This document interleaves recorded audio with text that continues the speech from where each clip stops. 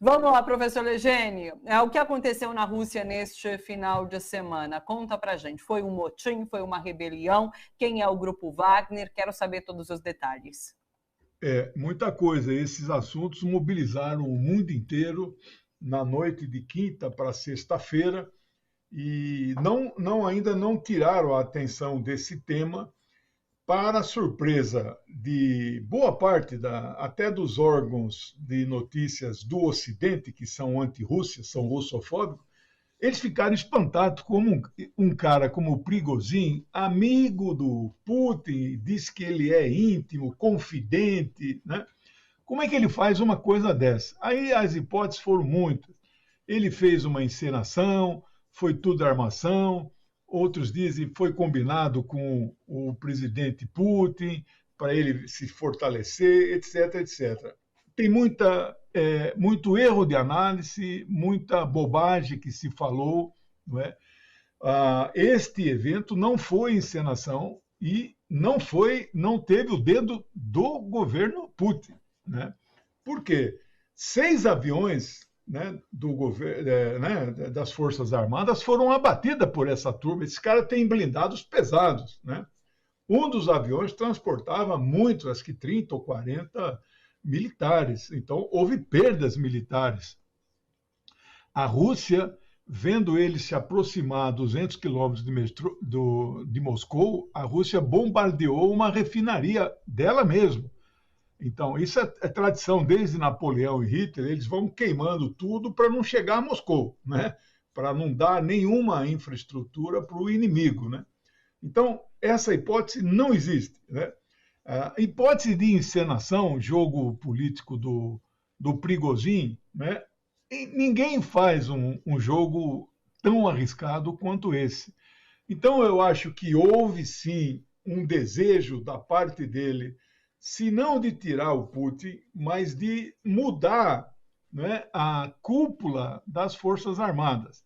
Ele divulgou uma fake news que absolutamente não corresponde à realidade, dizendo que o exército russo atacou as suas tropas ali na linha de frente. Não é verdade. Eles são pagos pelo Estado, pelo governo russo, né? Não é possível eu pago soldados para me defender e ataco esses soldados, né? Não tem lógica. Isso é uma mentira que ele fez, né? Então, esse grupo é um grupo muito polêmico. Agora, mesmo sendo um grupo polêmico, governos do mundo inteiro, inclusive do Brasil, contratam agências militares de vigilância ou de segurança privado que têm homens armados.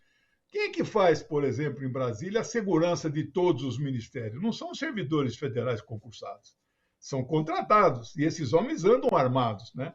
Eles não são milícias, assim, não tem treino militar, né? Agora, uma parte da imprensa passou, até hoje, desde o início do conflito em fevereiro do ano passado, chama esse pessoal de mercenário. Eu, às vezes, uso esse termo também, mas eu quero aqui confessar que cometemos uma injustiça quando falamos isso, porque nem todos estão ali pelo dinheiro. Eu não sei o tamanho dos blocos, mas tem uma parte, e eu acho que não é pequena, são patriotas. Por quê? Lá existe o exército regular, onde você se alista e segue carreira, não é? Mas em certos momentos, eles têm lá, e não é só eles, né? No caso dos Estados Unidos, a Black Hawk, né? Eles fizeram a segurança e funcionaram como exército na ocupação do Iraque em 2003. Não é? Todo mundo lembra disso.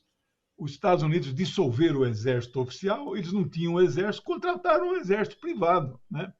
No caso da Rússia, tem um contrato de trabalho, mas no caso aqui, o contrato é assinado com a Wagner. Então, os soldados, ou se vocês quiserem chamar de mercenário, eles assinam um contrato, mas direto com a Wagner. Tem um nome que antes do Wagner tem PMC, Private Military Company. Então é uma companhia militar privada. é diferente de uma empresa de segurança e vigilância que tem aqui no Brasil aos centenas, sei lá, milhares, né? Eles são militares de fazer ações no exterior a serviço de governos, né? Fizeram na África várias, né? Na Síria, eles atuaram na Síria ao lado do exército árabe sírio, deram uma grande contribuição, mas pago pelo governo russo. Não foi a Síria que pagou. No caso dos contratos na África, são contratos que os governos fazem e o governo russo não tem nada a ver. Algumas fontes dizem que esse exército, né, privado teria 50 mil, outras falam 25 mil. Eu acredito na segunda hipótese. E não foram todos os 25 que marcharam em direção a Moscou. A minha estimativa é metade disso, 12 mil, 13 mil, né, 15. Agora, de qualquer forma, é um contingente muito grande. Então, isso causou um grande alvoroço. Tem muitas coisas que a gente ainda não sabe. Nós vamos aí ver se numa próxima rodada a gente entra no detalhe disso.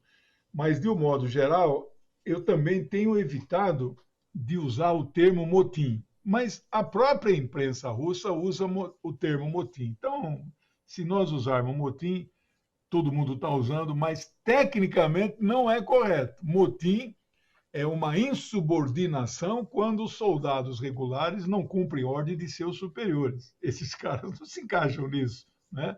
Amotinados, né? Então, aí foi propriamente uma insurreição armada visando um golpe de Estado. Diferente do que foi no dia 8 de janeiro. Eu sempre falei, dia 8 de janeiro, né, chamar aquilo de tentativa de golpe é dar muita força para quem não tem, né? Então, ali sim foi. Mas daí depois a gente pode ver também como é que a mídia se comportou. Mas, no geral, foi um fracasso.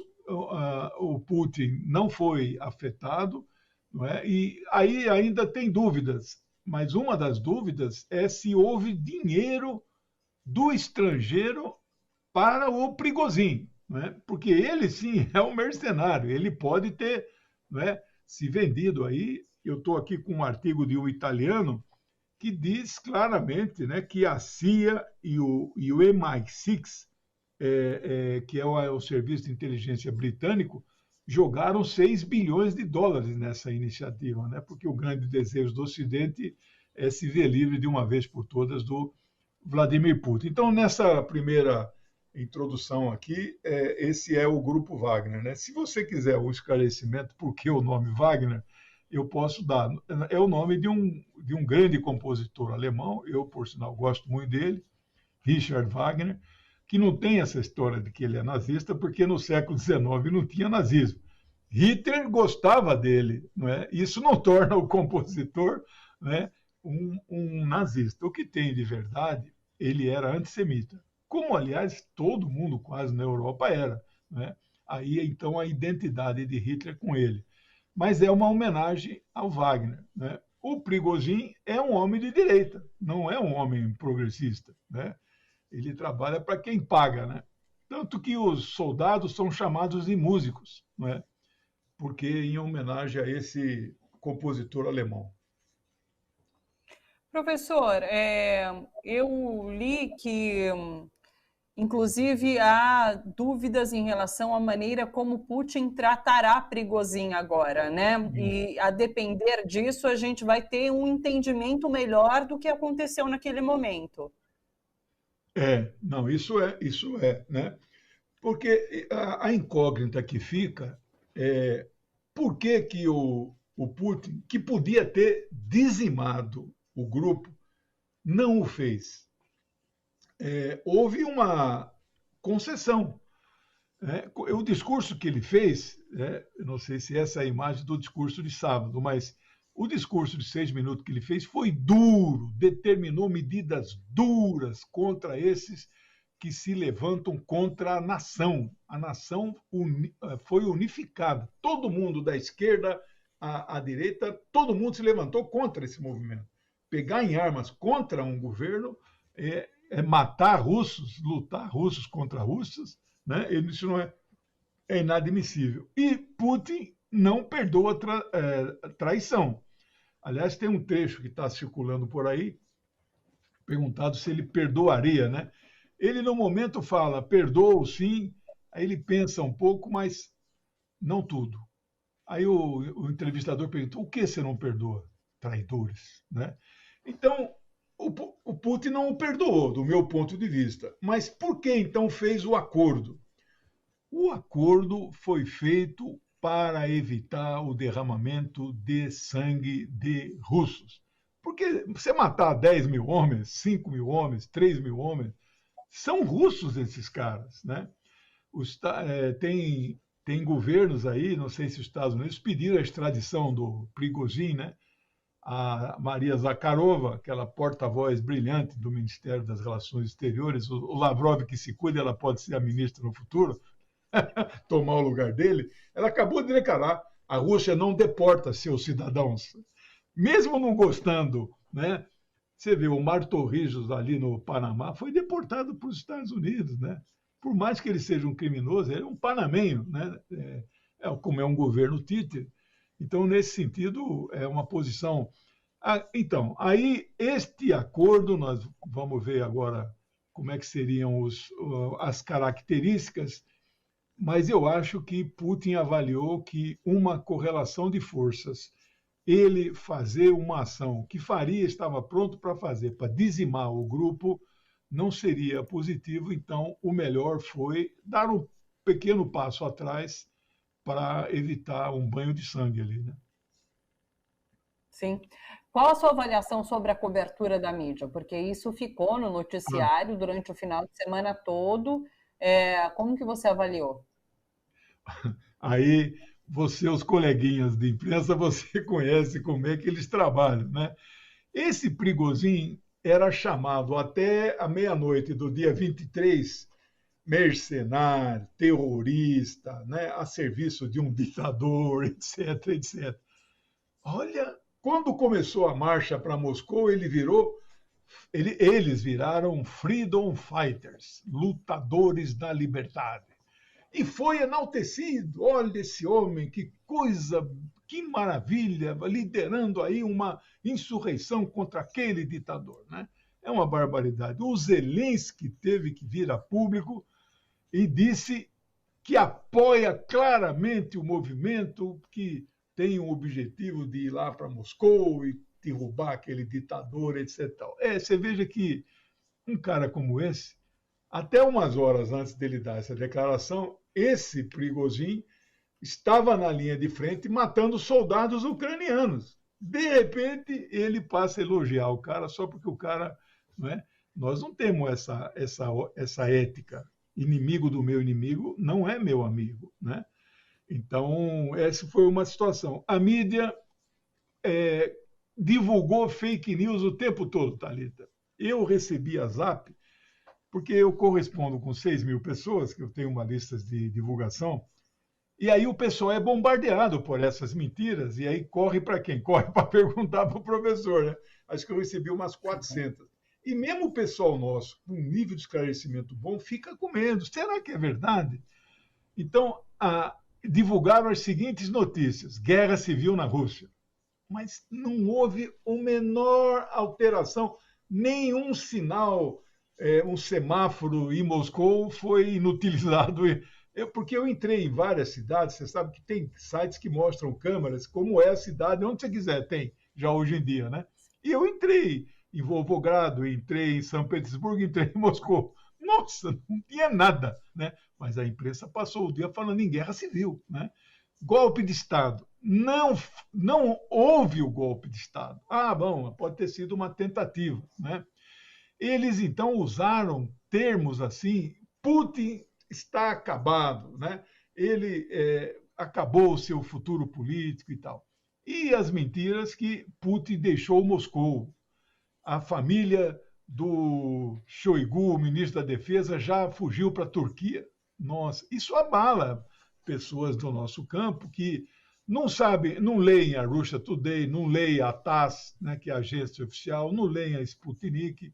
Eles ficam abertos aqui, né, na minha tela, porque não são agências que só falam da Rússia, eles comentam assuntos internacionais sobre uma ótica de oposição ao imperialismo, à hegemonia, ao mundo unipolar, né? que já não existe mais.